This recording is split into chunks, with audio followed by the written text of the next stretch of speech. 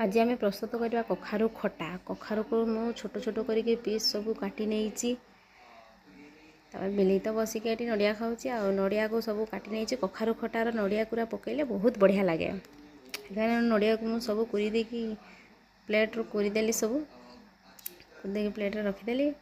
तापर कखारु को तेलर भाजीदबा भल करके कखारु तेलर भाजीदबा भाजी दे सारापर तापर तेंतुली पानी ढालीदबा ढाली दे सारी आउ टे जस्ट सादा पानी आम ढालीदबा ताकू फुटीगला चेनी नड़िया कूरा पकई देके भल भाव में फुटेदबा भल कि फुटीगला बहुत बढ़िया फुटीज फुटीगला तार स्वाद बहुत बढ़िया लगे भले फुटीगला आम छुंक दबा भुसुआ पत्र रसुण पंचफुटण पकईदबा पंचफुटण पकईकि फुटीगला भुसुआ पत्र रसुण छेचा थी पकईदबा पकईले गोल देकी लंका गुंड टे पकईदबा पकई देकी कखारु खटा को ढालीदबा।